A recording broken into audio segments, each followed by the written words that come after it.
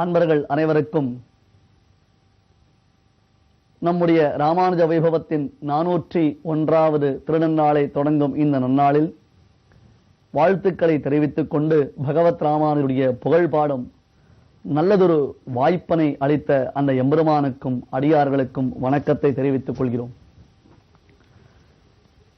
ராமானுஜருடைய சரித்திரம் என்பது நம்முடைய நடைமுறை வாழ்க்கைக்கு மிக மிக இன்றியமையாதது என்பதை பலமுறை அடியேன் வர்ணித்துச் சொல்லியிருக்கிறேன். அதாவது எம்பெருமானுடையதான சரித்திரங்களை கேட்கும் பொழுது அவைகள் நமக்கு அனுபவத்தை தான் உபதேசிக்கின்றன. ராமன் அழுதான், ராமன் தன் மனைவியை பிரிந்து துக்கத்தில் ஆழ்ந்திருந்தான், ராமன் ஹா சீதே ஹா லக்ஷ்மணா என்பதாக அவன் துயரத்தில் ஆழ்ந்திருந்தான் என்னும் பொழுது கேட்கக்கூடிய நமக்கு கண்களில் கண்ணீர் வருகிறது. ஆனால் ஆச்சாரியருடைய சரித்திரம் என்பது நமக்கு அனுஷ்டானம், முழுக்க முழுக்க நம்முடைய வாழ்க்கை நடைமுறை என்பது. அடியன் இந்த 400 தொடர்களில் சுமார் 400 தடவை இதனை வலியுறுத்தியிருக்கிறேன். ஏன் தெரியுமா? இது மிக முக்கியமானது. வெறும் பார்த்துவிட்டு பாராட்டிவிட்டு செல்வது மட்டும் நோக்கமாக இருப்பது பிரயோஜனம் இல்லை. நாம் அதனை செயல்படுத்த வேண்டும்.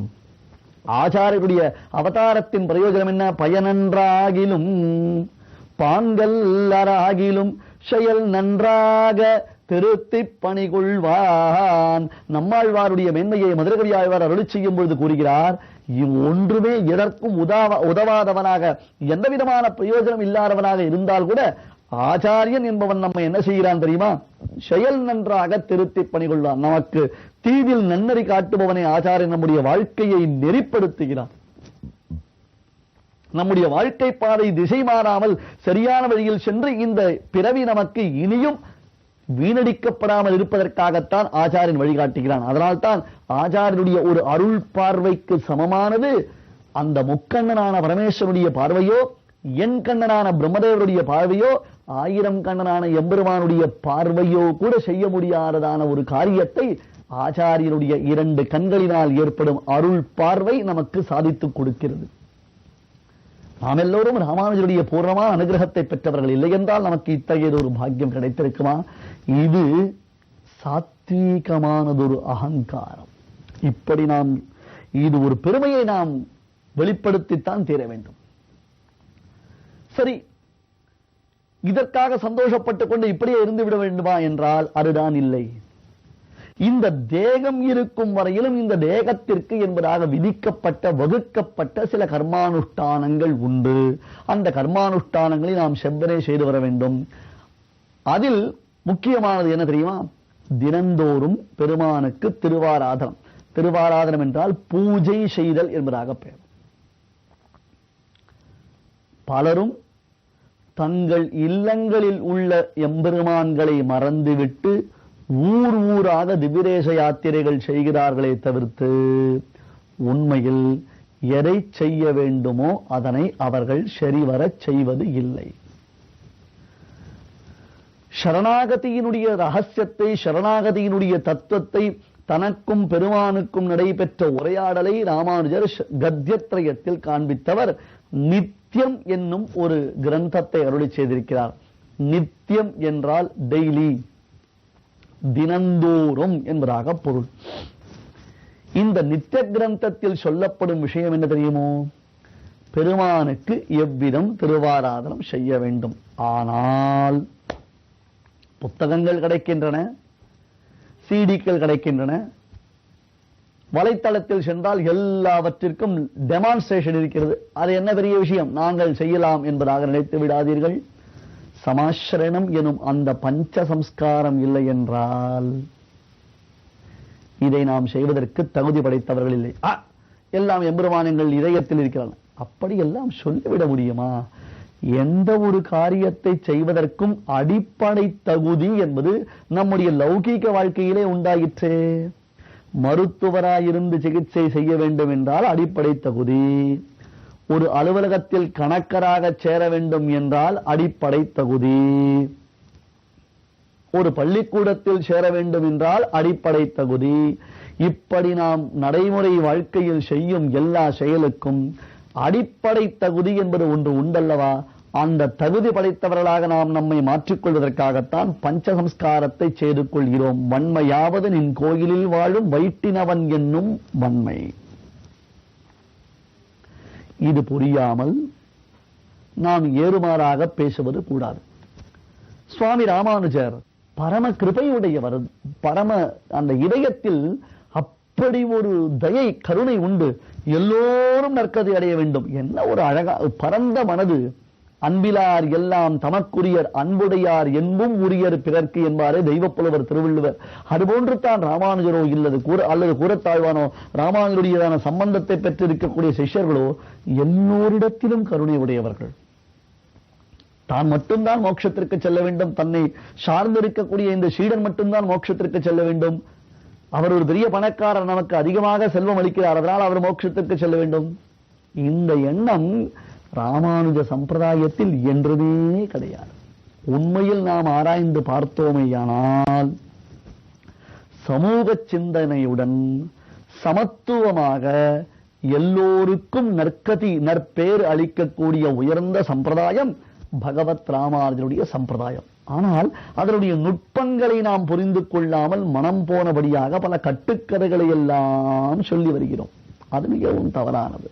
அதை விட்டு விடுங்கள். அது மிகவும் தவறானது ஒரு செயல்பாடு. எனவே ராமானுஜர் பார்த்தார், சரி இந்த மக்கள் எல்லோரும் நல்லதொரு மோட்சத்தை அடைய வேண்டுமாயிற்றே, அதனால் அவர்களுக்கு நாம் நல்வழி காண்பிக்க வேண்டும் என்று நினைத்தவராக பகவதாராதன பிரக்கிரியை என்றால் வழிமுறைகள். காலை எழுந்து ஸ்நானம் முதலானவற்றை நாம் செய்து முடித்துவிட்டு பெருமானுடைய சன்னிதானத்திற்கு அடியேன் சொல்லுவது அவரவர்கள் இல்லத்தில் இருக்கக்கூடிய பெருமாள். பெரும் பெரும் கோவிலுக்கு சென்று ஆஹா என்பதாக நான் பெரிய கைங்கரியங்களை எல்லாம் செய்திருக்கிறேன், மண்டப பிராகார கோபுரங்கள் திருப்பணிகள் எல்லாம் என்னால் செய்யப்பட்டது. அதெல்லாம் ஒரு புறம் இருக்கட்டும். முதலில் நம் இல்லத்தில் உள்ள நம்முடைய பெருமானை நாம் தினந்தோறும் வழிபட வேண்டும். இதுதான் ராமானுஜருடைய கொள்கை. அந்த நித்திய கிரந்தம் என்னும் ஒரு நூலை இயற்றினதனுடைய நோக்கம் என்ன தெரியுமா? அவரவர்கள் தங்கள் தங்கள் இல்லத்தில் உள்ள தெய்வத்தை, மகாவிஷ்ணுவை, குறிப்பாக சாலக்கிராம மூர்த்தியை பூஜிக்க வேண்டும். அந்த பூஜனை தான் முக்கியம். அது எப்படி சுவாமி, பெருமான் மிக மேன்மையானவன், அவனிடத்தில் என்னை போன்றவன் செல்ல முடியுமா? இதெல்லாம் ஏமாற்றுதல். அடியன் உபன்யாசத்தில் அடிக்கடி சொல்லக்கூடிய ஒரு உதாரணம் உண்டு. நாம் நம் இல்லத்தில் இருக்கும் பொழுது மனைவியும் மற்றும் தாயாரும் எங்கோ வெளியில் சென்றிருக்கிறார்கள். குழந்தை தூளியில் தூங்கிக் கொண்டிருக்கிறது. சற்று நேரத்தில் நாங்கள் வந்து விடுகிறோம், குழந்தை தூங்கிக் கொண்டிருக்கிறது, நீங்கள் ஒன்றும் செய்ய வேண்டாம், அப்படியே இருந்தால் போதும், அந்த குழந்தை எழுந்திருப்பதற்குள் நாங்கள் வந்து விடுகிறோம் என்று மனைவியும் தாயாரும் சொல்லிவிட்டு வெளியே சென்று விட்டார்கள். நமக்கோ குழந்தை அழுதால் என்ன செய்ய வேண்டும் என்பது தெரியாது, அந்த குழந்தையை தூக்கி பழக்கமில்லை. எதிர்பாராத விதமாக அவர்கள் வருவதற்கு சற்றே தாமதமாகிவிட்டது. அதற்குள்ளாக இந்த குழந்தை அழ ஆரம்பித்து விட்டது. நாம் என்ன செய்வோம்? எனக்கு குழந்தை தூக்கி பழக்கமில்லை, எனக்கு குழந்தையெல்லாம் எப்படி வைத்துக் கொள்ள வேண்டும் என்று தெரியாது, அது அழுதால் என்ன செய்ய வேண்டும் என்று தெரியாது, அது அழுதால் அழுது கொண்டிருக்கட்டும், அவர்கள் வந்து பார்க்கட்டும் என்று இருப்போமா? அல்லது ஏதோ ஒரு விதத்தில் நாம் ஓடிச் சென்று அந்த குழந்தையை கையில் தூக்கி வைத்துக் கொண்டு நமக்கு தெரிந்த வரையில் அதற்கு சமாதானம் செய்விக்க முயலுவோமா? இந்த ஒரு உதாரணத்தை மனதில் நிலைத்து வைத்துக் கொள்ளுங்கள்.